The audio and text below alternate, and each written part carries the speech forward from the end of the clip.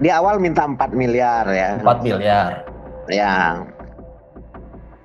Menjadi 550 kemudian dibayarkan tunai. Itu langsung oleh klien kami ya. 2 Mei 2024 ini sudah ada perdamaian yang menyatakan mencabut sepakat dan mencabut laporan terkait LP 1179 ini. Ya kan? Sudah dicabut. Eksploitasi bukan delik aduan, Pak. Kait perkara ini sudah habis berapa? 17,3 miliar. 17,3 miliar. Masa 17,3 miliar saya cuma dapat 400 juta.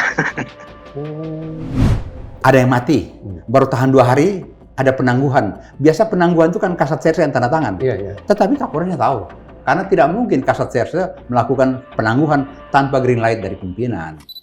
Halo Sobat TN, ketemu lagi kita di Bang X Napi Diskursus Net.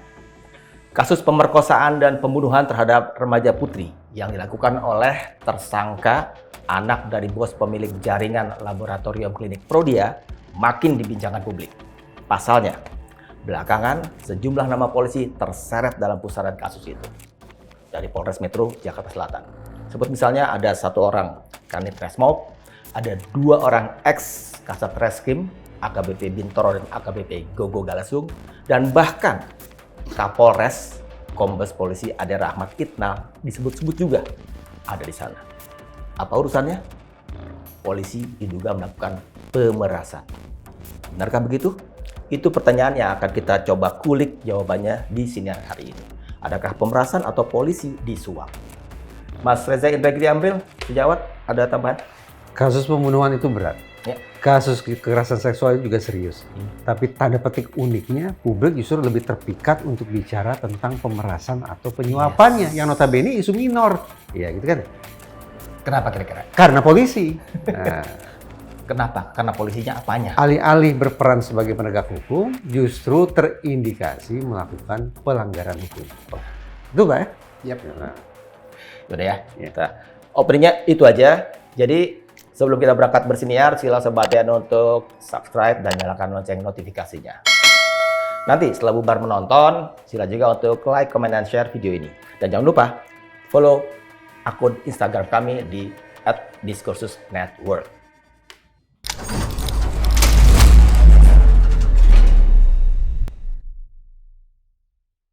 Sobat TN, saatnya saya perkenalkan narasumber. Di studio kami ada seorang Komisaris Besar Polisi Purnawirawan Pak Alphonse Loemau. Yap. Pak Alphonse ini pada tahun 2007 sempat menjabat sebagai staf ahli Wakapolri ya Pak ya. Dan sekarang bergiat sebagai pengamat kepolisian. Selamat datang Pak Alphonse di sini. Di ruangan yang mungkin Bapak sangat paham. Karena pernah juga kabar-kabarnya Bapak ada di dalam sana Pak ya. juga pernah jadi pengacara Prabowo Pak ya? Pernah menjadi pengacara Pak Prabowo 2024. Satu lagi, Sobat TN, narasumber kami ada di sambungan via Zoom, ada Pak Romi Sihombing. Dia adalah penasihat hukum dari tersangka Arief Nugroho dan Bayu Hartanto. ya, lupa saya satu lagi. MBH, Muhammad Bayu Hartanto. Kita mulai Mas Reza ya. Lanjut. Tentu saja saya harus bertanya pertama kali ke Pak Romi. Ya. Tentang pertanyaan tadi yang saya buka di opening ketika membuka program ini. Soal apakah itu pemerasan oleh polisi atau polisi disuap. Karena angkanya fantastis. Tuh 17,1 miliar rupiah. Sebetulnya inisiasinya itu dari siapa Pak? Dari polisi yang meminta angka itu, berapapun itu, yang mungkin kita coba nanti konfirmasi, atau dari pihak penasihat hukum tersangka yang mulai membuka komunikasi untuk kemudian terjadilah angka-angka itu muncul. Bagaimana ceritanya Pak Romi? Ya, selamat malam semuanya ya. Jadi perlu saya tegaskan di sini tentunya hal-hal seperti ini sering sekali kita temukan. Yang jelas ini berangkat dari inisiasi dari lawyer ya, dari PH terdahulu ya. Siapa itu, Pak? Ya, EDH ya, kita inisialkan EDH ya. Evelyn ya, Pak ya? Ya, Evelyn Evelyn Doharum Siregalung. Terdalung. Ya, EDH ini berinisiasi untuk mengamankan, biasa datang ketika ditangkap langsung berinisiasi bertemu dengan pihak-pihak terkait, kemudian melakukan negosiasi lah, intinya seperti itu. Berkembang, permintaan mungkin tidak bisa ya, tidak bisa dipenuhi semuanya oleh klien kami ini di sini tersangka atau tersangka ini, sehingga akhirnya inisiatif muncul langsung dari si oknum penyidik ini, intinya kan seperti itu. Oknum penyidiknya siapa, Pak? Ya, yang langsung berinteraksi ini kan Kanit Z ini ya. Kanit Resmob ya, Pak ya? Ya, Kanit Resmob. Ahmad Zakaria ya, Pak ya? Ya, yang langsung meminta sejumlah nilai tidak bisa dipenuhi, turun. Akhirnya menjadilah di angka 550. Tadinya minta berapa, Pak? Di awal minta 4 miliar ya. 4 miliar. Ya. Menjadi 550, kemudian dibayarkan tunai. Itu langsung oleh klien kami ya. Tunai, Pak ya? Ya. 2 kali transfer itu 250 dan 300. Kemudian kesininya untuk melengkapi sesuai permintaan dia, ya dia minta aset. Ya, berupa BMW ini H4 ya. Motor Motor besar, Pak ya? BMW. Ya, motor BMW H4 yang senilai 2,2 miliar itu intinya. Mau saya potong sedikit, transfernya kemana Pak Romi? Diantar tunai Pak langsung. Oh, diantar tunai ke Pak ini, oknum ini. Oknum Zakaria ini ya. Lanjut. Ya. Jadi ada motor besar. Motor besarnya ya, 2, Pak ya? BMW ya, dan motor. Harley Davidson. Kalau motor itu karena kebetulan klien kami ini dalam kondisi seperti ini, ya dengan semangat pertemanan tiba-tiba Kasat Tahti meminjam 1 unit motor Harley Davidson. Ya, Harley Davidson katanya biar dia yang merawat. Intinya, ternyata setelah berkembang akhirnya motor itu disita malah oleh Wakapolres. Ya, itu terkait 2 unit ini.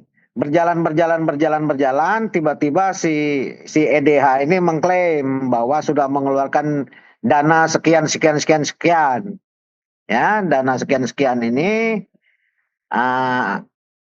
harus dibayarkan karena itu saya pakai dana talang katanya. Akhirnya dipaksalah untuk menjual Lamborghini Aventador itu. Ya, yang nilainya 8,5 miliar lah. Nah, karena dipaksa oleh klien kami ini, akhirnya direlakanlah, tapi dengan catatan perjanjiannya itu harus disetorkan kepada dia dulu dana itu. Dari harga yang 8,5 dia yang dia keluarkan, akhirnya menurut EDH ini lakunya cuma 3,5 miliar. 3,5 miliar ini dia jabarkan bahwa itu dipakai untuk dikasih ke kiri kanan samping depan. Ya. Maksudnya, sehingga Alah, pura-pura nggak tahu aja kan kiri. Ya. Pak Romi lebih detail ceritanya ini. Jadi suka kiri kanan samping depan tuh siapa aja Pak jadinya, Pak? Ini sebenarnya juga saya agak ini ya, karena ini kan juga materi kami nanti dalam persidangan, baik gugatan perdata maupun nanti di pidananya ya. Sebenarnya data-data apa semua itu sudah lengkap ada di tangan saya ya. Cuman ya karena ini kami perlukan lah ya, sangat urgen nanti untuk pembuktian di pengadilan, nanti mungkin kita tunggu saja lah bagaimana ceritanya intinya. Jadi Pak Romi, itu dari uang barang itu Iming-imingnya apa? Kesepakatan yang akan dibangun apa, Pak? Ya, jadi begini, Bang Reza, yang jelas sekelas Polres kita lemparkan duit 17 miliar, kan kita bicara SP3. Hmm. Jadi pada tanggal 2 Mei ya, 2 Mei itu sudah ada perjanjian perdamaian dengan pihak. Ya. Jadi kan ini ada dua pelaporan nih yang sedang berjalan nih. Pelaporan 1179 dan pelaporan 1181. 1179 terkait dengan perlindungan anak, yaitu eksploitasi anak maupun narkoba, penggunaan narkoba kepada anak. 1181 itu terkait dengan pembunuhan, 338 dan 359 ya, kelalaian yang menyebabkan kematian. Nah, yang sedang berjalan ini yang sekarang dipaksakan untuk berjalan. Kenapa saya katakan dipaksakan? Selama ini kemana dan bagaimana? Kenapa harus selama ini kalau memang mau berjalan? Kan intinya kan seperti itu. Nah, peristiwa tanggal 22, ditangkap tanggal 24, ya kan? April 2024, ya kan? Apa kendalanya? Korbannya ada, ininya semua ada, saksi-saksi ada.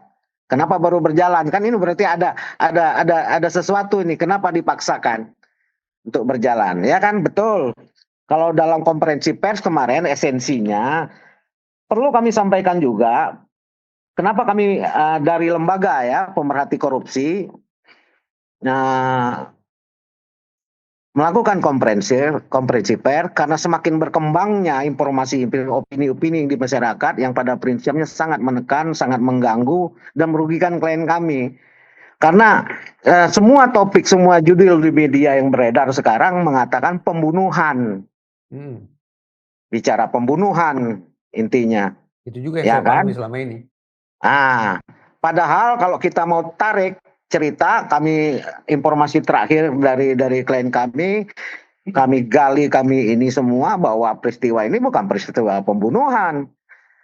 Jadi perlu kita klarifikasi ini. Makanya kemarin kami berinisiatif memanggil para wartawan, kami sampaikan semuanya bahwa terkait pembunuhan tidak terjadi pembunuhan. Jadi kalaupun sekarang ini berjalan perkaranya, ini perkara terkait dengan eksploitasi anak. Ya, betul. Kalau eksploitasi anak dan penggunaan narkoba. Jadi kalau pembunuhan apa itu semua nggak ada. Karena apa? Awal mulanya kejadian ini, klien kami ini ditelepon oleh yang namanya Anissa. Nah, Anissa ini sudah memiliki hubungan yang dekat dengan klien kami, sudah sering melakukan transaksi ya.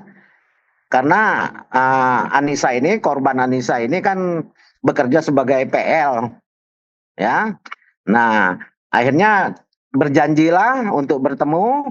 Setelah bertemu, datanglah si Anissa ini, ya kan, dan membawa temannya namanya Frisa, yang tidak dikenal oleh klien kami, ya. Datang ke sebuah hotel itu dalam kondisi sakau, sudah menggunakan obat-obatan. Nah, setelah bertemu,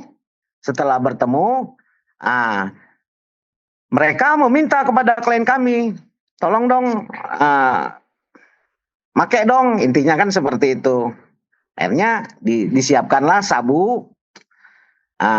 Sebelumnya ya normal, enggak jadi masalah mereka.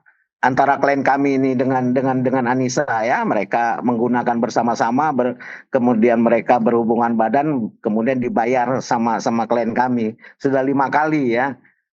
Ini pertemuan perjumpaan yang kelima kali. Nah, setelah mereka menggunakan bersama-sama, kemudian si klien kami ini dan Anissa ini berhubungan di satu ruangan, tinggallah yang namanya Bayu ini bersama Frisa ini. Nah, tiba-tiba Frisa ini mengalami kejang-kejang dia, kejang-kejang karena ketakutan. Akhirnya oleh Bayu ini dibawalah ke rumah sakit. Kemudian oleh Bayu ditinggalkan di rumah sakit, tiba-tiba itulah meninggal. Jadi kalau dikatakan pembunuhan, saya pikir saya agak keberatan juga intinya. Karena ya niat tidak ada, motivasinya tidak ada, ya Dan dari pihak Polres Jakarta sendiri, Jakarta Selatan sendiri tidak menggunakan pasal pembunuhan, Pak ya? ah, kalau di laporan LP ya, kita ini kan sekarang kita bicara ada 2 LP nih Bang Reza. Iya. Satu LP eksploitasi. 1179 itu terkait dengan eksploitasi seksual Ya. dan penggunaan narkoba terhadap anak. Undang-Undang Perlindungan Anak itu. Intinya kan 76I dan 76J. Ya. Terus? Nah, kalau yang laporan 1181 itu bicara pembunuhan.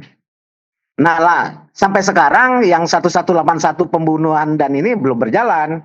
Yang berjalan ini sekarang yang P21 ini ya yang 1179 eksploitasi anak.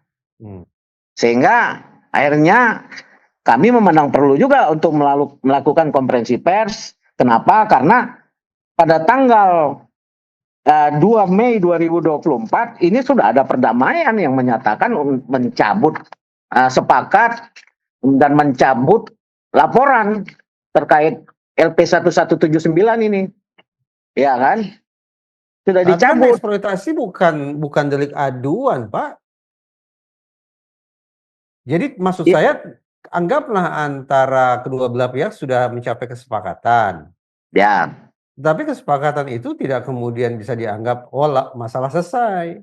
Polisi tetap punya kewenangan untuk kemudian menindaklanjuti laporan itu, kendati laporan itu dicabut karena sekali lagi bukan merupakan delik aduan. Tentunya. Itu terkait dengan eksploitasi, Pak. Tentunya kalau kita bicara Perpol 8 2021 terkait restorasi justice kan eksploitasi anak juga merupakan objek RJ, Pak. Jadi itu mungkin yang digunakan dan itu yang kesepakatan antara PH lama dengan pihak penyidik. Intinya kan seperti itu. Nah, kesepakatan antara PH lama dengan penyidik itu adalah SP3 terkait laporan yang mana? Kedua-duanya? Dua-duanya. Kedua-duanya, Pak. Jadi tapi kendati uang sudah dikasih dan seterusnya, SP3 tidak kunjung keluar. Ya, tidak kunjung keluar. Yang jelas perangkatnya memang di awal sudah dipersiapkan oleh penyidik ya, ditangguhkan dulu. Ya, ditangguhkan dulu menunggu proses SP3. Intinya kan seperti itu. Jadi ya klien kami merasa udah tenang dan udah nyaman.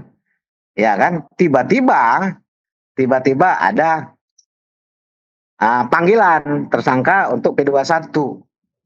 Disitulah ini mencuat semua. Loh kenapa lagi? Keberatan dan lain-lain. Pak Romi, saya mau tanya agak mundur sedikit tentang klien Bapak yang berhubungan dengan Kanit Resmob Polres Jakarta Selatan itu, AKP Ahmad Zakaria.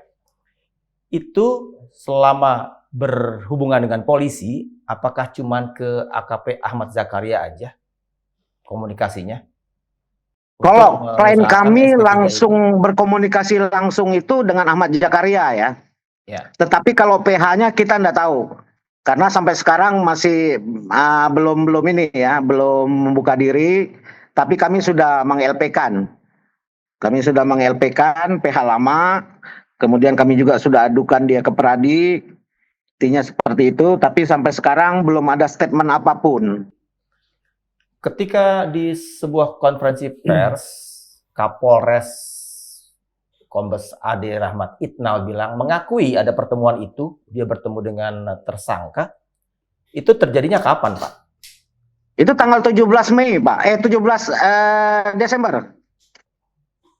Waktu itu masih pertemuannya 17 Desember ya. Penasihat hukumnya masih Evelyn Hutagalung itu, Pak ya? Gimana? Waktu itu penasihat hukum tersangka masih Evelyn Hutagalung dan kawan-kawan? Waktu itu masih Evelyn. Jadi bukan cuma ke Kanit Resmob Ahmad Zakaria, tapi juga ke Kapolres Kombes Ade Rahmat juga pernah bertemu ya dengan tersangka, Pak ya? Ya, cuman kami belum bisa memastikan itu semua. Tapi kalau pengakuan dari si Evelyn sendiri waktu itu ya peruntukan A, B, C, D, E itu ada semua. Saya Ya. sambung sedikit pertanyaannya. Yang 400 Ya. juta itu kemudian bisa menyeret-nyeret Kapolres, itu seberapa jauh Pak ya kebenarannya Pak? Jadi begini, nilai 400 juta itu bicara berdasarkan pengakuan dari klien kami. Oke. Ya, klien kami menyampaikan bahwa pada saat pertemuan itu, kenapa ini menjadi permasalahan yang sebelumnya adem-adem saja. Ya, pada waktu itu terjadilah pertemuan pada tanggal 17 itu dengan Kapolres. Disitulah disampaikan bahwa klien kami ditanya terkait perkara ini sudah habis berapa? 17,3 miliar. 17,3 miliar. Masa 17,3 miliar saya cuma dapat 400 juta. Yang akhirnya ini makanya di dalam ini kita bilang ya patut diduga ini pecah kongsi nih saya bilang kayak gitu loh. Mungkin karena tersinggungan, karena emosi apa semua dorong maju. Pak Romi. Makanya tiba-tiba pada saat itu juga langsung ya muncul P21. Pak Romi. Ya. Saya mau memverifikasi nih. Saya baca di media bahwa Bapak pernah berstatement bahwa pada akhirnya kasusnya P21 karena Kapolres kaget. Ditawari 400-500 juta, tapi ternyata kerugian yang harus dikeluarkan oleh tersangka 17,1 miliar. Sangat jauh kan? Makanya Kapolres kemudian mendorong itu. Ini menurut statement Bapak di media yang saya baca ya Pak. Karena ada kecemburuan dari Kapolres, tidak rata pembagiannya. Betulkah begitu Pak statement itu? Patut diduga ya. Semua juga patut diduga itu seperti itu. Karena sebelumnya adem-adem saja, tidak ada masalah. Ya, sekian tahun ini. Ya, dari April sampai ke Januari. Kalau dibilang bahwa Kapolres tidak tahu permasalahan ini, saya pikir tidak. Karena ketika sudah ada perdamaian, surat pencabutan, dan lain-lain, itu semua ditujukan kepada Kapolres. Itu yang pertama. Yang kedua, apa kepentingan Kapolres untuk bertemu dengan TSK di luar kantor lagi? Kan ini tanda tanya, sehingga kan wajar kalau kita menduga ada apa ini, kayak gitu loh. Nah kalau Ya, kemudian kan? terkait dengan AKBP Gogo Galesung, seberapa jauh Bapak tahu tentang itu? Yang disebut-sebut juga tersandung kasus dugaan pemerasan. Dia terima uang juga atau bagaimana? Jadi begini, sampai dengan sekarang kami itu juga belum dapat data detail ya, karena sebenarnya kuncinya ini kan ada di PH sebelumnya. Karena PH sebelumnya ini kan terus menggerogoti klien kami bersama keluarganya. Kemudian dana itu dia bilang disalurkan ke sana ke sini ke sana ke sini. Tapi yang jelas kalau memang tidak terima dana tidak mungkin dong ditahan sama Bitpropam. Intinya kan seperti itu. Berarti sudah ada pengakuan dan sudah dibuktikan, makanya di Patsus. Pak Romi. Intinya kan seperti ya. Klien Anda mengaku sudah mengeluarkan kerugiannya ya, katakanlah begitu, 17,1 miliar rupiah. Sementara kemudian dari berbagai media yang saya baca, saya tonton di podcast segala macam, Pak Arianto Sutadi, staf ahli Kapolri, bilang bahwa uang yang masuk, yang mengalir ke polisi, siapapun itu, hampir 800 juta, cuma hampir 800 juta dari 17,1 miliar. AKBP Bintoro cuma terima 140 juta. Betulkah itu, Pak? Jadi kalau detailnya sih kita nggak punya bukti lah Pak ya. Yang tahu itu nanti bagaimana kesaksian dari si PH lama ya, Evelyn ya. Sampai sekarang kita belum ini karena memang klien kami tidak pernah berinteraksi dengan Bintoro. Tetapi kalau kita melihat mungkin kita bisa mundur ke acara TV One ya, TV One hari Sabtu. Itu saya sebagai narasumber bersama dengan Pak Yusuf dari Kompolnas.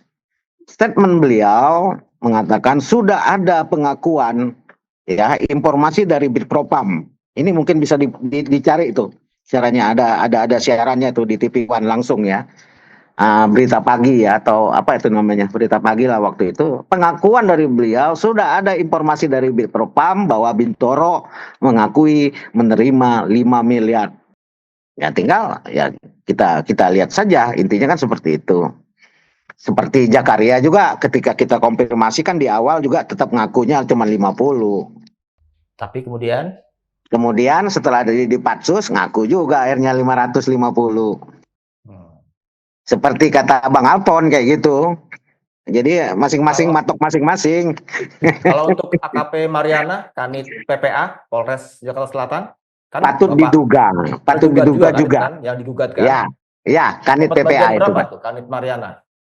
Kalau Kanit Mariana kami belum punya angka pasti, Pak ya.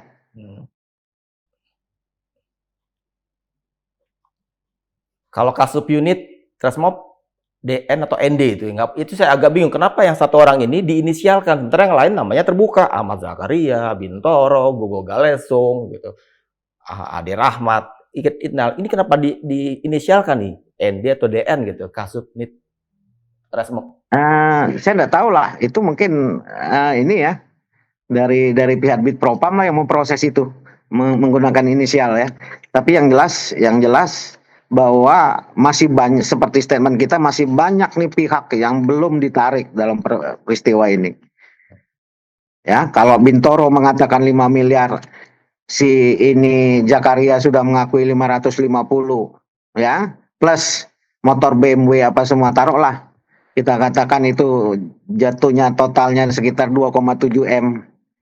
Ya, pasti ya Kanit PPA berapa, ya kan? Waka berapa, Kapolres berapa, kan intinya cuman kan dalam arti kata ini semua bisa dibuktikan nanti dalam pemeriksaan atas LP kami terhadap Evelyn. Ya, biarlah nanti penyidik Polda Metro yang bisa menerangkan itu nanti, membuka itu semua. Jadi Bapak masih patut diduga menurut Bapak bahwa Kapolres juga kebagian, walaupun secara terbuka di sebuah konferensi pers sudah mendina ya Pak, membantah itu semua, makanya kasusnya P21. Ya, kalau kami kan hanya menduga itu juga dengan berdasarkan yang jelas pengakuan dari klien kami, ya itu yang pertama. Ya, pengakuan dari klien kami sudah ada pengakuan waktu pertemuan itu cuma terima 400. Ya itu informasi dari klien kami, sehingga kami juga melihat bukti-bukti. Ada nggak saksi-saksi yang melihat pertemuan? Ada apa semua berapa orang? Ada 2 orang, 3 orang yang mengakui, ya kan, menyaksikan dari pertemuan itu. Kemudian kami rangkai lagi ya. Kok hebat sekali klien kami ini sehingga seorang Kapolres mau menemuinya di resto. Berarti ada yang sangat besar dan sangat penting di sini kan, intinya begitu. Pak Romi, ya, pertemuan itu ada rekaman audionya atau videonya? Yang jelas tinggal ditarik aja, CCTV-nya ada. Kami sudah cross check, ada, cuman tinggal nanti polisi ambil pertemuan tersebut. Ada di CCTV resto tersebut. Bicara CCTV saya jadi trauma kasus Sambo, serius. Jakarta Selatan juga kan? Pak Romi, saya berpindah ke Pak Alfons dulu ya Pak Romi ya. Tapi Pak Romi jangan mundur dulu Pak, tetap bertahan di situ. Bapak bertahan. Pak Alfons, ini Pak Romi udah cukup banyak memberikan informasi, terutama yang kita tanya tentang kata-kata keterlibatan polisi dalam dugaan pemerasan. Ini fenomena yang umum terjadi Pak, ketika ada yang kena kasus berusaha untuk menyimpan itu tidak terbuka, tapi kan kemudian kalau menurut Pak Romi tadi, ya karena nggak kebagiannya rata, nggak rata kebagiannya, diteruskan, dibuka ke publik gitu.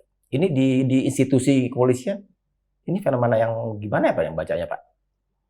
Jadi kalau melihat kondisi ini, kalau istilahnya tadi tidak merata, gerimis tidak merata satu, kedua permainan yang tidak sempurna. Karena apabila semua pihak yang tadi terima, berapapun jumlahnya, itu tahu diri, tidak akan maju. Karena ibaratnya kalau mau maju kayak Scooby-Doo, lehernya kan sedang terjerat oleh tali. kenapa dia majukan ini berkas? Nah, mungkin saja ini ada gertakan-gertakan. Ini kalau tidak tambah, saya terusin. Tidak menduga bahwa permainan-permainan ini menimbulkan bahaya baru, yaitu akan membongkar kebobrokan ini. Ini kan dalam kasus semacam ini kita paling asik tuh menudingkan jari kita ke polisi kan, Pak. Tapi karena sifatnya transaksional, dua pihak. Sebetulnya pengacara itu sebersih apa sih, Pak? Jadi apabila satu orang jadi tersangka, kan terus dia kan dengan berbagai jejaring kan cari pengacara. Nah, terus pengacara yang akan mencoba menawarkan kepada penyidik, ini begini, karena ancaman begini begitu. Pengacara yang pegang peranan penting. Karena polisi sebagai penguasa dalam hal ini, kasus ini, dia lempeng-lempeng saja. Kalau memang pengacara punya tawaran cukup menyenangkan, dia welcome. Dan tapi kalau situasinya begitu, berarti kata penyuapan lebih tepat dong, Pak, daripada pemerasan. Saya cenderung ke arah penyuapan. Arah penyuapan. Jadi bukan karena Bapak mantan polisi, lalu Bapak lebih cenderung menggunakan kata penyuapan. Kalau pemerasan itu kan ada ancaman. Ya, artinya inisiatifnya datang dari polisi. Saya bayangkan kata pemerasan itu kalau inisiatif transaksinya dari polisi. Kalau penyuapan itu dari pengacara. Polisi tidak akan mungkin mau omong angka ataupun mau bertransaksi kalau pengacara tidak ngomong. Masa sih, Pak? Ya, karena kadang-kadang begini, pengacara tuh teman-teman juga kan? Iya, iya. Mereka dia sudah ada kesepakatan. Kalau perkara ini siapa yang tangani misalnya saja. Karena kadang-kadang sekarang itu kan apabila ada perkara, terus polisi bilang pengacaranya ini dan sebagainya. Saya kurang tahu sejauh mana Evelyn sebagai pengacara ini punya kedekatan dengan kasat serse dan sebagainya. Karena kalau orang baru pengacara datang tiba-tiba nimbrung dalam satu perkara, tidak gampang bernegosiasi. Karena mau ngomong angka ini kan agak ada gengsi-gengsinya kan? Terlepas apakah itu pemerasan atau penyuapan. Yep. Sejauh apa kita patut berimajinasi tentang keterlibatan personil polisi di satuan wilayah setempat? Apakah sebatas di kasat reskrimnya, atau sampai sepengetahuan Wakapolresnya, atau mungkin sampai Kapolresnya, atau bahkan mungkin sampai ke Mabes Polri? Seberapa jauh kita patut untuk menduga-duga secara busuk hati macam ini, Pak? Sepengetahuan saya, kasus terjadinya ada yang mati di sebuah tempat dan sebagainya, ini Kapolres harus tahu. Karena begitu ada kejadian, ini dilaporkan pada hari yang sama. Pada hari yang sama. Dan dia harus tahu bagaimana perkembangan penanganan perkara untuk menemukan alat bukti, kemudian ketersangkaan, saksinya siapa saja. Jadi tidak mungkin kalau Kapolresnya tidak tahu. Nah, dalam hal Kapolresnya tahu, tetapi bahagian kuenya berapa-berapa, ini yang mungkin dari para pelaksana bawah tidak ngomong terus terang. Demikian. Tapi perkiraan saya Kapolres mungkin juga tahu, Pak, ya, permainan-permainan anak buah seperti itu tahu. Sepatutnya dia harus tahu bahwa kalau sampai ada yang mati, baru tahan 2 hari, ada penangguhan. Biasa penangguhan itu kan kasat serse yang tanda tangan. Tetapi Kapolresnya tahu. Karena tidak mungkin kasat serse melakukan penangguhan tanpa green light dari pimpinan. Dan ketika menemukan kejanggalan itu, maka sikap Kapolres semestinya adalah mengambil garis tegas. Tapi kalau kita lihat 17 Desember dari April tidak tegas. Tidak tegas ini. Artinya ada apa ketidaktegasan ini? Atau tahu tapi tunggu-tunggu bagaimana kira-kira kalau main pingpong oper-operan bolanya kayak apa ini? Seorang Kapolres Jakarta Selatan kan terlalu naif kita anggap, wah tidak mengerti tentang lika-liku penyelidikan dan penyidikan. Tidak mungkinlah Kapolres Jakarta Selatan kita anggap tidak punya kompetensi yang memadai. Berarti persoalannya ada pada integritas, ya, Pak? Ya, integritas moral dalam hal ini karena dia sampai pangkat kombes itu melalui sebuah rentang waktu yang panjang dan berbagai pengalaman lapangan yang memadai. Apalagi Jakarta Selatan. Ya, dan Jakarta Selatan kan apalagi kejadian-kejadian akhir-akhir sejak Sambo itu Selatan menjadi sorotan. Bapak pernah di Jakarta Selatan kan? Saya pernah di Jakarta Selatan sebagai Kapus Kodal. Dan setiap hari kejadian itu, begitu kejadian dilaporkan, Kapolres tahu. Dan Kapolres akan tanya bagaimana perkembangan penanganan. Karena Kapolres harus lapor sampai di tingkat Polda. Hengki-pengki macam ini juga ada tidak di Polres Jakarta Selatan ketika dulu Bapak berdinas di sana? Mungkin saya anggap Bapak tidak melakukan. Tapi Bapak pernah tidak dengar-dengar praktek hengki-pengki macam ini juga ada di kantor Bapak dulu? Hengki-pengki ini termasuk kategori penyalahgunaan wewenang. Ya. Setiap pejabat yang punya kewenangan, dan kewenangan itu bisa memberikan kenikmatan tertentu, maka tidak tertutup kemungkinan. Zaman saya pada saat itu ada Yusuf Rendy ya, penjahat komputer, IT dan sebagainya. Ya, dia ditahan, terus nanti di penangguhan dan sebagainya. Saya sebagai Kapus Kodal, kita mencatat berbagai kejadian. Sedangkan sebagai penyidik, saya di Mabes Polri maupun di Polsek Menteng. Detail itu harus dilaporkan kok. Dan pimpinan tiap hari akan tanya, karena ini kejadian yang menarik perhatian. Dari Polda? Kadit Serse punya kewajiban untuk kontrol ini kan, sebagai pembina fungsi teknis keresersian, dia harus cek dan kontrol. Kalau seperti ini saya lihat kayaknya Polres punya permainan sendiri. Di Polda sama sekali tidak aware tentang kejadian ini. Karena kalau Polda ini sudah kecipratan ini, apalagi kalau ketahuan jumlah angkanya sedemikian fantastik. Angka 17 miliar hanya berputar-putar di lingkup Polres? Di Polres. Itu tanda petik tarif yang pas untuk Polres. Tidak ada tarif di sana. Suka-suka. Itu tergantung dari ludah dan lidah. Ngomong berapa suka-suka kan? Apalagi karena dilihat sasarannya ini anak daripada sebuah entitas bisnis yang memang sesuatu yang bisa digigit ataupun bisa digoyang-goyang kan gitu. Ini berturut-turut loh Pak, warga negara Malaysia, ya kan? Jakarta Warehouse Project, Ya. Desember 2024. Kemudian ini, Prodia ini. Yang ketiga yang maaf pangkat-pangkat bawah yang di Semarang, kalau saya tidak salah ya. Dari 3 peristiwa itu, saya itu selama ini selalu memompa keyakinan tetap banyak polisi yang baik, tetap banyak polisi yang baik. Tapi izinkan saya untuk jujur ke Pak Alfons, Pak. Kepercayaan saya, keyakinan saya pada kalimat itu kok sepertinya makin lama makin surut ya Pak. Di dalam penanganan perkara kita mengenal teori gunung es ya, yang terangkat ke permukaan tuh 1/sekian daripada kenyataan yang ada di bawah Berarti permukaan. penyimpangan ini sesungguhnya jauh lebih banyak. Penyimpangan jauh lebih banyak dan hampir merata. Menurut saya. Hampir merata. Hampir merata. Hampir merata ini maksud Bapak di level Polres saja atau sampai ke Di wilayah juga begitu. Jadi kalau kita baca berbagai media akhir-akhir ini, bagaimana penyimpangan di Padang, di Cirebon, di berbagai daerah adanya. Dan menurut saya ini kalau di dalam manajemen pengendalian dan pengawasan, kemana? Karena dalam zaman saya ada istilah Pang Kodamar, Panglima dalam kamar. Ya, jadi cuma tidak detail tanya. Pada zaman kami bertugas itu kebanyakan pimpinan itu kan orang lapangan ya, zaman Pak Anton Sujarwo, zaman Pak Darmaji Kapolda, jelimet dia tanya di bawah. Ini ada apa? Kejadian di Polsek itu Kapolda tahu. Sekarang menurut Bapak? Saya tidak bisa lihat itu karena dari bulan April kejadian kok Desember, Januari baru meledak jadi begini. Kalau Bapak tadi gunakan kata banyak, ya, maka wajar dong Pak seandainya hari ini kita buang saja itu penggunaan kata oknum. Oknum di kepala saya itu bermakna ini minoritas nih yang melakukan penyimpangan. Sedikit. Tapi kalau banyak, bahkan Pak Romi tadi di awal obrolan kita mengatakan ini sangat sering. Silakanlah diputar lagi rekaman ini sejak awal. Sangat sering kata beliau. Kata oknum sudah tidak bisa dipakai, Pak. Jadi kalau itu satu hal. Yang kedua, masalah kepemimpinan ini, Pak. Teringat pula oleh saya perkataan Presiden Prabowo tentang negara gagal. Akibat polisi yang kerjanya nggak karu-karuan. Ya, itu memang sebuah tantangan masa kini.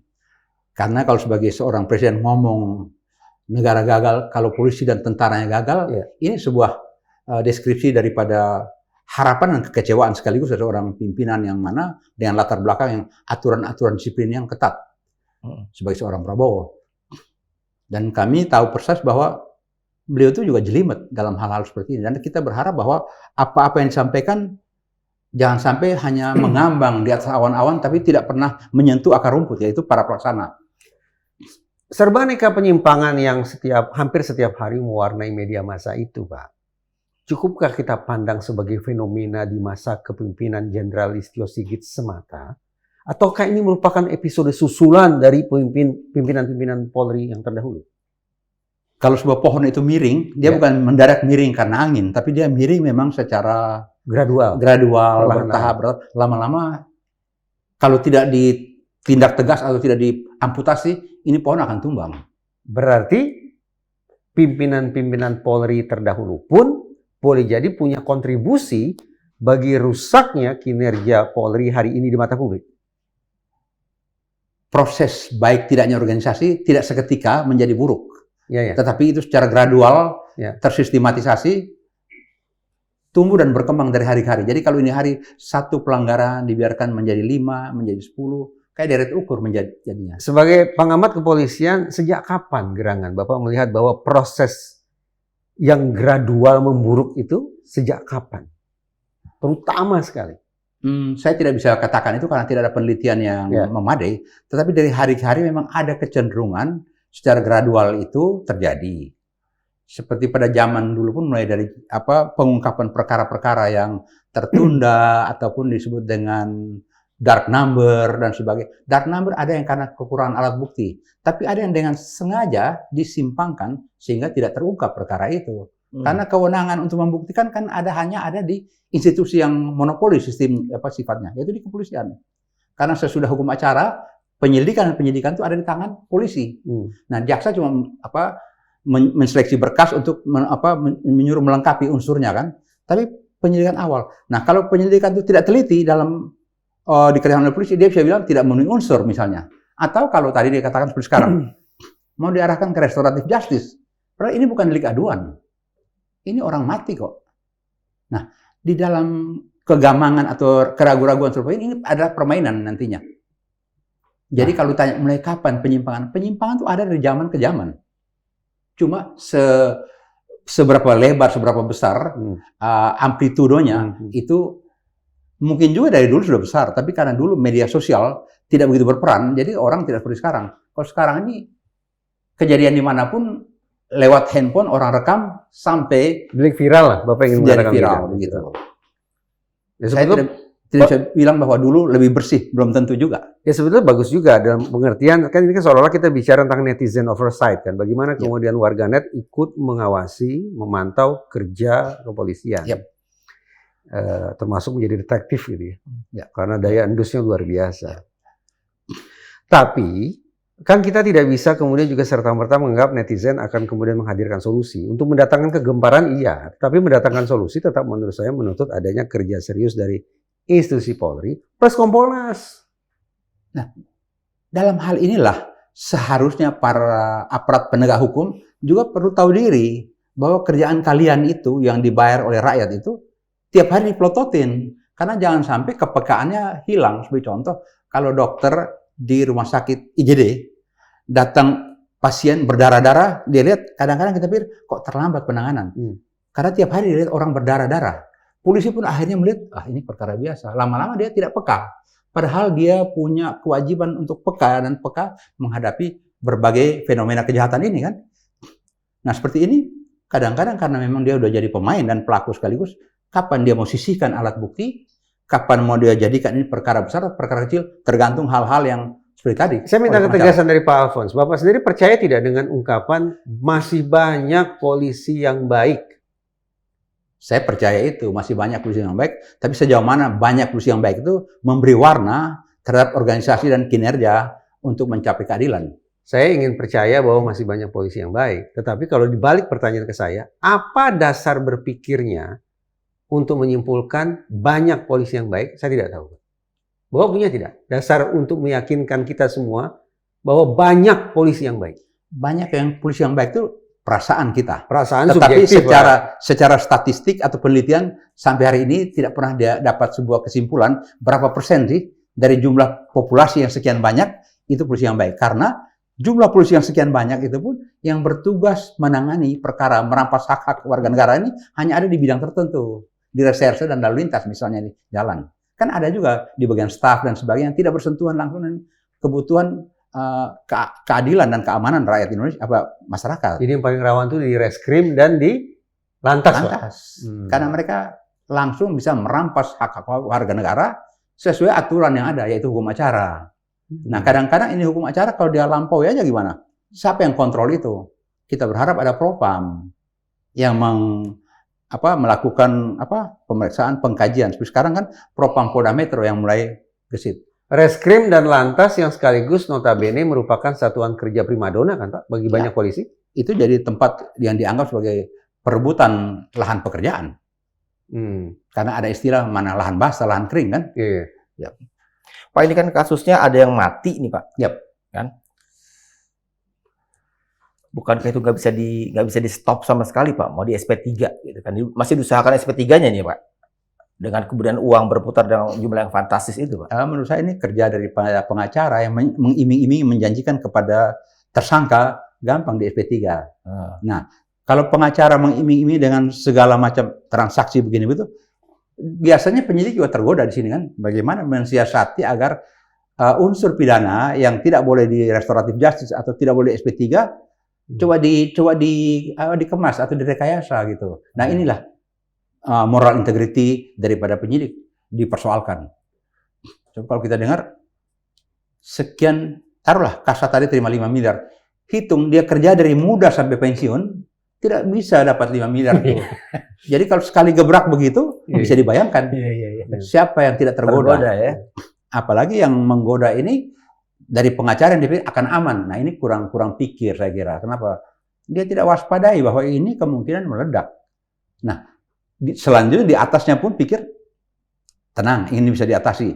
Kalau mungkin dapat tambah, ternyata tidak dapat tambah, gebrak sekalian. Malah jadi bisulnya meledak, jadi kanker darah ini. Perkiraan Bapak ini lanjut ke pidana tidak Pak? Harusnya pidana. Oknum.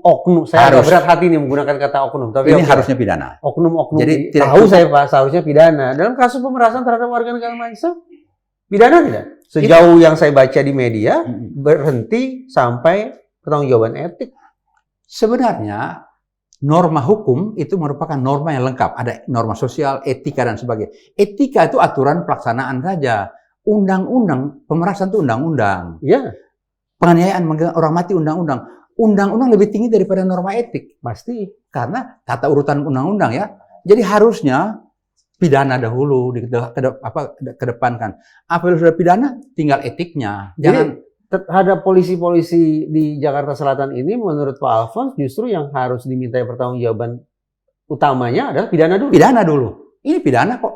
Jadi kalau norma hukum terlanggar, pasti etik terlanggar. Norma etik terlanggar, belum tentu hukum terlanggar. Etik cuma satu norma. Tapi kalau norma hukum, a bundle of norm. Ada norma sosial, norma agama, norma etik, dan norma macam-macam.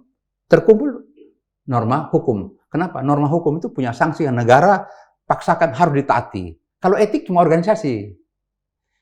Etika cuma... Dan kita bisa asumsikan Polri pasti tahu dong tentang ini. Harus bahwa tahu. ini pidana dan pidana harus diselenggarakan, semestinya tahu dong. Tahu. Seharusnya tahu. Tidak boleh tidak. Tapi kecenderungan untuk melindungi sejawat? Nah, disinilah esprit de corps ini merusak di situ. Esprit de corps, rasa saling melindungi dan sebagainya ini, karena mungkin saja karena ada saling pengertian, saling beri-memberi dan sebagainya. Ini harus digunting. Kalau negara ini mau bersih, seperti apa kemauan Presiden, berantas korupsi, gunting praktek-praktek busuk ini. Pak, saya mau ke Pak Romi dulu. Silakan.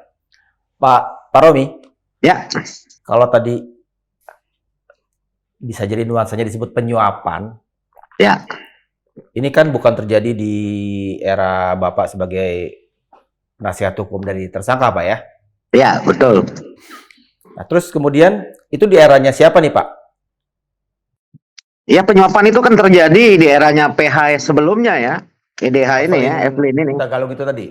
Ya, Nah, dari asosiasi profesinya, Pak, saya nggak tahu dari Pradi atau dari mana, itu ya. ada Kita- tindakan penggalian data dari situ, Pak, dari asosiasi profesi. Kita sudah melaporkan ini EDH ini tanggal 30 Januari kemarin. Oh, Ya, Pak, kita laporkan terkait dengan kode etik ya. Karena kalau melihat ceritanya seperti ini sudah jelas beberapa pasal kode etik itu sudah dilanggar oleh EDH ya.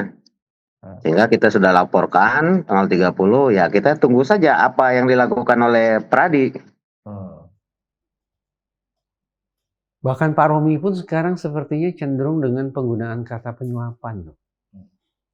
Beda betul dengan di media yang berbondong-bondong memakai diksi pemerasan. Berarti sesama pengacara juga akui bahwa inisiatif dari penyimpangan dahsyat ini datang dari praktisi hukum, yaitu advokat. Jadi ini koreksi besar-besaran untuk termasuk untuk saya nih dan netizen. Boleh jadi inisiatif bagi skandal yang memalukan ini memang bukan datang dari polisi. Jadi jari pun tidak semestinya kita tuding ke Polres Jakarta Selatan. Tapi boleh jadi memang ke advokat yang dulu, bukan Tormi maksud saya gitu. Gitu. Ya, Jadi, intinya ruang itu kan pasti ada pemicunya. Ya, kalau dalam praktek kebanyakan yang kita lihat kan Bang Reza kan ya tetap ada pendahuluan dulu, pendahuluan yang kemudian diterjemahkan oleh oknum-oknum ini, kemudian ya muncullah angka-angka, kan intinya kan seperti itu. Cuman kali ini kan agak fantastis, ya, agak fantastis. Ini yang jadi permasalahan, sehingga kalau saya melihat karena angkanya fantastis menimbulkan kecemburuan ini. Banyak yang ini. Sebenarnya kalau itu kemarin tidak ada kecemburuan atau apa, ini kasus ini jalan aja kok. Stop aja kan. Kecemburuan di internal Polres Jakarta Selatan sendiri begitu? Ya, yang jelas intinya seperti itu. Karena buktinya udah setahun kok, Pak. Iya kan? Apa kendalanya? Saya pikir ditangkap tanggal 23 April, ya kan? Pihaknya ada, pelakunya ada, korbannya ada, saksi-saksi ada. Apa kendalanya? Kenapa harus sampai Desember? Ini peristiwa ini ya, atensi ya, karena pembunuhan ya, menyangkut kematian. Jadi bohong, saya bisa simpulkan, ini bohong kalau ada yang nggak tahu apa semua kayak gitu loh. Pak, ketika kita bicara gerimis merata atau tidak merata, itu bagiannya bagaimana sih Pak? Mungkin ada aturan tidak tertulis, oh yang namanya, maaf ya ini hanya ilustrasi, Kasat Reskrim harus dapat persentase paling besar loh. Berikutnya, porsinya untuk Kapolres. Atau bagaimana Pak? Ada tidak aturan, ya TST lah gitu? Tidak ada aturan baku, karena hal-hal serupa itu sangat tergantung daripada bagaimana kesepakatan, atau bagaimana bisa setuju dan tidak setuju sebuah keputusan dibuat. Nah, seperti hal ini, kenapa tadi saya bilang penyuapan? Karena antara penyuapan dan pemerasan itu beda anatominya. Penyuapan yang memberi dan yang menerima kena dua-dua. Itu penyuapan? Penyuapan. Kalau pemerasan, ada yang pemegang kekuasaan, dia menentukan sesuatu. Nah, kenapa ini tidak pemerasan? Kalau pemerasan, maka 17 miliar itu yang menentukan polisi. Tapi sekarang siapa yang menentukan jumlah ini? Kok dari 17 cuma 4 miliar atau cuma ratusan juta? Jadi ada tawar-menawar soalnya Pak. Dari sekian miliar turun jadi 550 ya misalnya. Jadi menurut saya it takes two to tango gitu. Agak tidak masuk akal. Kalau putusan pengadilan misalnya kan, dari sekian tahun kok jadi sekian, terlalu rendah itu. Kalau dari belasan atau miliar terus turun jadi cuma ratusan juta, orang yang paling bodoh pun tahu duit. Ya kan? Jadi tidak mungkin pimpinan Polres ataupun Serse setuju cuma itu. Harusnya dia kan tahu siapa yang membuat keputusan sih. Keputusan di polisi kan, porsi terbesar di situ dong. Ketika satu orang personil ingin melakukan hengki-pengki, dia konsultasi tidak dengan atasannya Pak? Hengki-pengkinya dia tidak konsultasi soal angka.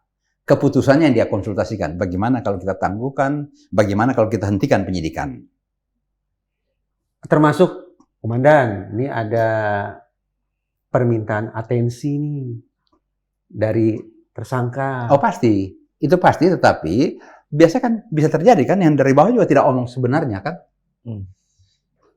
Karena dia pikir toh tidak mungkin pimpinannya tanya. Tapi kalau kita lihat tadi bahwa 17 Desember Kapolresnya tanya dan sebagainya, ini artinya Kapolresnya agak curiga ini. Kok cuma ini? Maka katanya cuma 400 katanya. Kok belasan miliar? Ini sama sekali. Kalau oleh pimpinan ini bawahan kurang ajar nih. Kok dia yang besar? Saya kok kekecilan? Saya siapa memang? I am the commander, decision maker. Di saya. Angka memang tidak disampaikan ke pimpinan. Tetapi perihal adanya ajakan hengki-pengki atau apapun itu istilahnya, itu menunggu lampu hijau dari pimpinan. Pasti. Dan ini 86, ada 86-nya. Bagaimana begini-begini? Dia tidak rinci misalnya. Oh, tapi ada enaknya dong. Ini ada kue nih. Soal bagi kuenya gimana? Kadang-kadang pimpinan kan nggak mau tahu kan, lepaskan saja. Ya. Silakan kamu runding, toh risiko kamu situ kan. Mungkin tidak, pimpinan tidak menyetujui. Tapi diam-diam, bawahan nih, anggota yang main sendiri. Kan nanti kan putusan buat penangguhan, taruh penangguhan atau SP3 P3. harus dilaporkan dalam gelar. Berarti tetap kita punya alasan kuat untuk menduga hengki-pengki ini diketahui pimpinan, dikomunikasikan ke pimpinan, dan pimpinan memberikan lampu hijau untuk itu. Dan pimpinan merasa bahwa dia tidak tanggung jawab. Karena dia bukan semata-mata dia punya kehendak. Karena mungkin saja pimpinan yang begini kan suka terima setoran kan. Jadi dia pikir silakanlah. Kamu yang goreng, nah saya tinggal makan kan. Nah ini kemungkinan-kemungkinan terjadi ya. Dan ini hari mungkin semua akan kebakaran jenggot karena tidak mungkin Kapolres tidak terima. Sedangkan ada tadi bilang 400 juta. Iya. Sepeser pun menerima sesuatu dalam jabatan untuk membuat keputusan itu moral integritas dan korupsi sana. Penyalahgunaan wewenang. Sehingga membuat sebuah keputusan. Bukan soal angka. Kalau sanksinya hanya etik, pertanggungjawabannya tidak sampai pidana. Harus ya, pidana. anggaplah di tanda petik dicaci maki publik sekian bulan ke depan. Setelah itu, pangkat bisa naik, jabatan bisa didapat. Ya, itu juga kan terjadi pada Kapolres Jakarta Selatan sebelumnya, Pak. Ya, kalau memang tidak ada pidana dan sebagainya, maka jangan bermimpi harapan dari Presiden untuk ke depan lebih clean akan terjadi. Karena apa? Toh ini belajar dari kenyataan kan, bikin saja pelanggaran nanti toh cuma kena etik, tidak kena pidana, pecat. Baru ada Saya khawatir bahwa obrolan kita ini, betapapun Pak Alfons belak-belakan dengan tujuan konstruktif, tetapi ditangkap oleh masyarakat luas ternyata peluang itu ada loh. Peluang bagi kita untuk main dengan polisi. memang Itu dan itu ada loh. itu juga harapan dari sebagian masyarakat. Kalau dia menjadi pelanggar dan sebagainya, dia juga ingin mau juga sih. shortcut, mau jalan pintas kan. Ngaku pernah di jalan, ngaku ya. Jadi memang sebuah konstruksi pidana ini ada teori sebab akibat. Apabila sama-sama mau, karena suap menyuap kalau memang tidak ada yang mau. Mohon kan tidak maaf, jadi. Bang Reja, Bang Alpon. Ya. Saya harus pamit. Ini saya dapat laporan ini barusan dari klien kami ini baru beres diperiksa di Polda Metro sampai jam segini.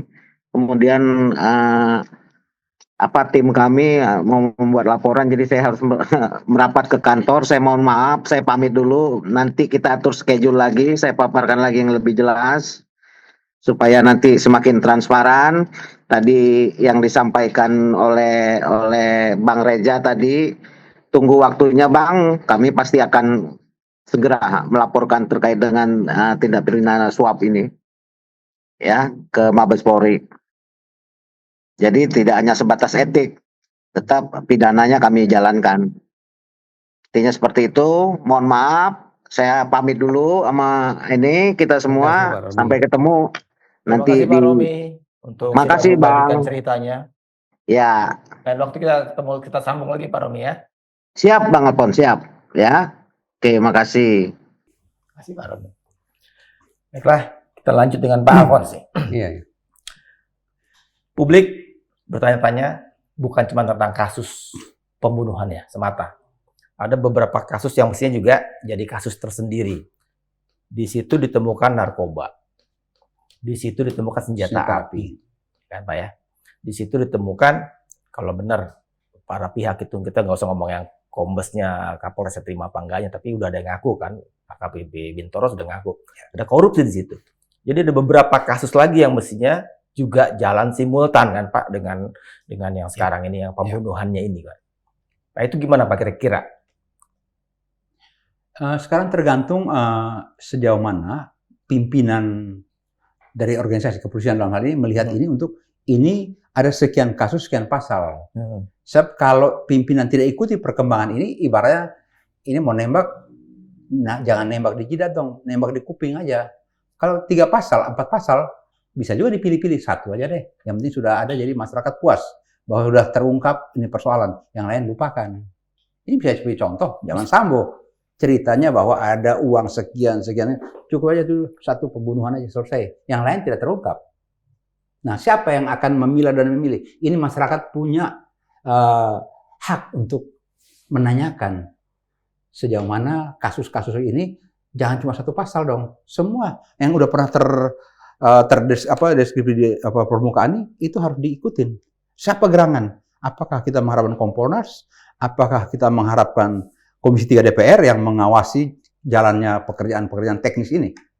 Atau masyarakat juga punya kontribusi untuk ikut mengasah agar organisasi polisi ini punya pekerjaan dari hari ke hari lebih proper dan lebih dapat memberikan kepastian hukum kan?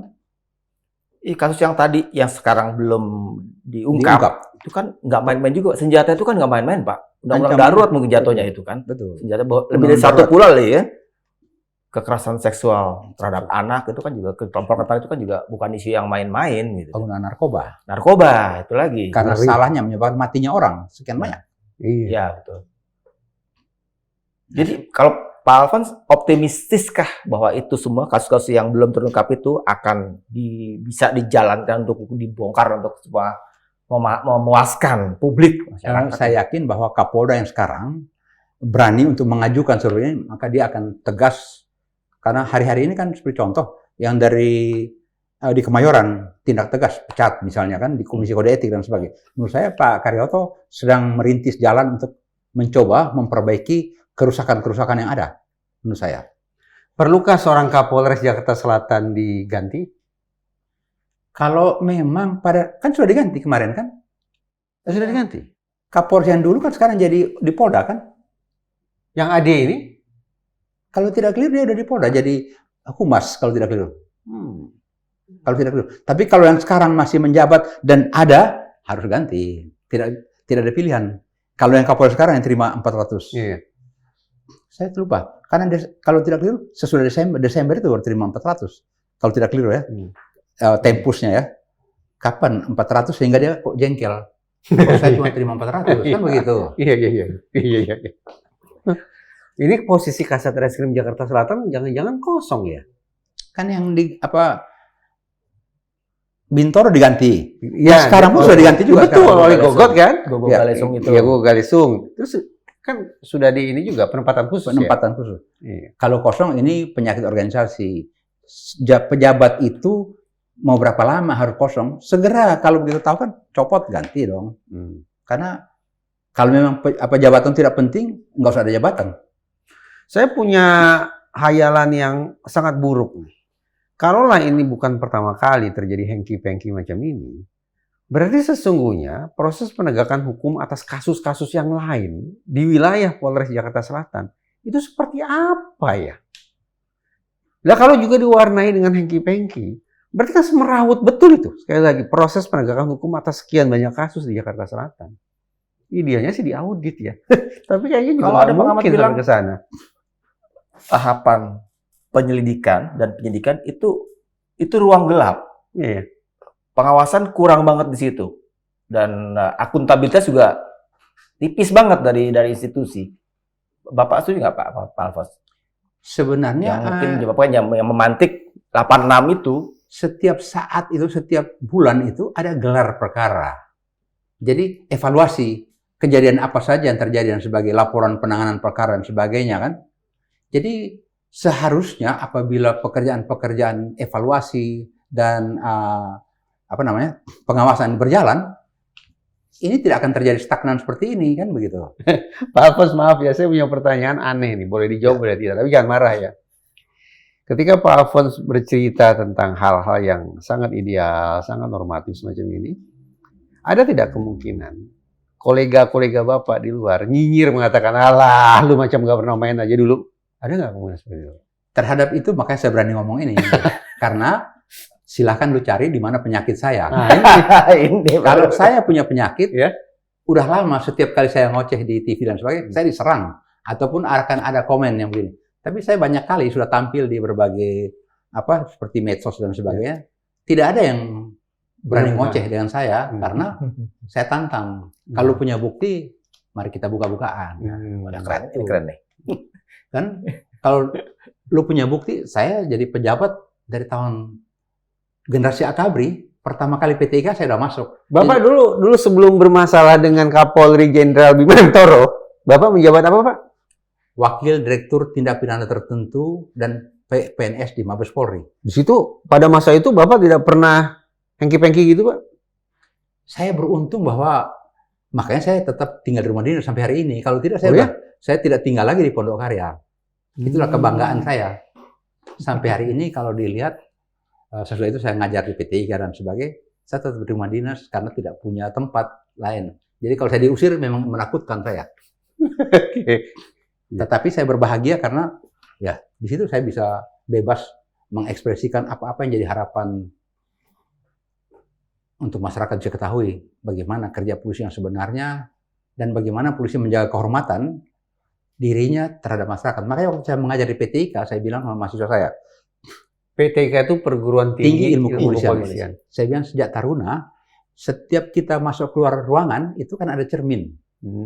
Jadi kalau kalian setiap hari mau bertugas, bercermin sambil berjanji pada dirimu dan berjanji pada orang tua dan anak-anakmu, kamu akan mengerjakan tugas melayani masyarakat, jangan memalukan mereka. Berjanji depan kaca sebelum berangkat. Supaya waktu kamu kerja dan sebagainya, jangan sampai perbuatan-perbuatan tercela ini membuat kamu harus malu, anak-anakmu tidak punya kebanggaan terhadap orang tua. Karena saya ingat, zaman saya taruna dulu, pembina saya ada angkatan laut, marinir. Istilahnya Re Dharma Santi, dia bilang, malu melakukan perbuatan tercela. Nah itu dari zaman taruna kami pegang. Dan mahasiswa Bapak tidak ada yang mengatakan, komandan jangan lupa bercermin komandan, gitu tidak ada? Selama saya ngajar tidak, karena menurut saya mereka melihat apa yang saya pernah kerjakan dan saya berani ngomong begitu karena saya tidak takut diserang mereka. Ini soal integritas nih, man of integrity. Iya. Kalau saya begitu, teman saya kan Kapolri, Bambang Hendarso, Pak Kapolri, mereka bisa ngomong, lu ngomong aja Pon, kaki lu bersih, silakan cari kalau ada yang kotor kan. Ini kita udah panjang lebar ini. Dan asik banget dari Pak Alfons sih, mantan Ordal, jadi banyak kasih insight baru. Tapi saya pengen menutup siniar ini justru dari Mas Reza Yaitu pakar psikologi forensik. Iya, tinjauan Mas Reza terhadap kasus ini nih, penyuapan. Kalau kita sepakat tadi penyuapan gitu dengan angka yang fantastis yang disebut-sebut yang 17,1, walaupun kita nggak tahu seberapa banyak yang ngalirnya ke institusi, ke oknum polisi, saya nyebut oknum. Jadi gimana Mas Reza melihat ya ini? Pandangan saya tentang institusi Polri kan bukan hanya, terutama sekali mengandalkan pada pemberitaan di media. Dan pemberitaan di media bisa utuh, bisa tidak juga utuh. Bisa menyeluruh, bisa juga parsial. Yang saya katakan begini, dari kasus-kasus sebelumnya, termasuk kasus-kasus pemerasan, saya terus terang tidak begitu yakin bahwa akan ada mekanisme pertanggungjawaban pidana terhadap para personil di Polres Jakarta Selatan yang terlibat dalam kasus hengki-pengki macam ini. Itu satu hal. Yang kedua, kok saya malah jadi khawatir betul bahwa kemudian akan terjadi sebuah titik kompromi, bahwa pengungkapannya hanya sampai level sekian loh. Bahkan mungkin juga akan ada kesepakatan-kesepakatan, tolonglah arahnya diubah, bukan pemerasan, tapi penyuapan. Intinya ada kompromi-kompromi untuk, apalagi sih kalau bukan untuk menyelamatkan muka gitu ya. Untuk menyelamatkan muka, ketika survei menunjukkan bahwa kepercayaan publik terhadap Polri turun tajam, Presiden sudah, menurut saya sih itu sudah sebuah peringatan keras tentang negara gagal, tentara, polisi gagal, negara gagal, itu peringatan sangat keras. Nah dalam situasi semacam itu, Kapolri kan jadi sangat sensitif belakangan ini. Sehingga Jenderal Listio Sigit yang selama ini saya dengar tidak pernah mengeluarkan kalimat-kalimat yang katakanlah kontroversial, beberapa hari lalu mengatakan hati-hati terhadap pihak tertentu yang sedang mencoba mengganggu Polri dengan mengangkat narasi tentang reposisi. Dari itu semua, sekali lagi, saya berspekulasi. Tampaknya pengungkapannya hanya setengah hati dan lebih ditujukan untuk menyelamatkan muka institusi. Kalau saya keliru, buktikan saja. Gitu. Udah, itu kunciannya tuh. Saya yakin netizen dengar semua itu. Ya. Jadi karena kita udah berulang kali nih ngelotok di kepala kita mengatakan blue curtain code, kode tirai, tutup, aib tutup, jangan dibuka, kejahatan simpan oleh sejawat. Sudah, Itu kunciannya, saya yakin netizen akan ingat terus. Iya. Ditambah tadi banyak insight baru yang disampaikan Pak Alphonse yang menarik, yang buat saya juga terkaget-kaget dengarnya gitu kan. Artinya bisa seterus terang itu Pak Alphonse menilai Karena hari ini isinya. yang jadi Presiden Republik Indonesia itu generasi angkatan saya di Akabri.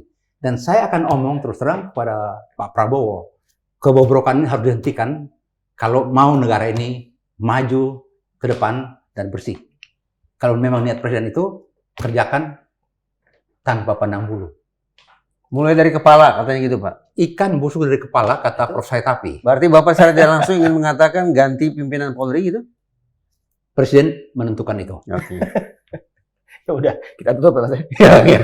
Kalau nggak panjang lebar lagi nih. Iya. Terima kasih sekali Pak Alphonse yang sudah membagikan cerita yang mengaget-kagetan itu. Kita semua kaget. Saya rasa banyak orang kaget kan. Seberani itu Pak Alphonse mengkritik X. Bapak pernah di sana lama kan Pak? Gitu kan.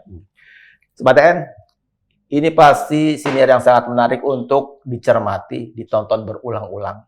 Menarik banget. Jadi saya nggak perlu menyebutkan apa-apa, karena Pak Alphonse dan tadi Pak Romi juga sudah banyak bicara tentang itu, tentang kasus yang sedang jadi bahan bincangan publik. Jadi saksikan terus Diskursusnet, karena kami adalah media terverifikasi yang bertanggung jawab atas segala produk jurnalistik kami. Dan jangan lupa follow juga akun Instagram kami di @diskursusnetwork. Jadi saya mewakili Pak Alphonse narasumber dan juga Mas Reza pamit undur diri. Tabik.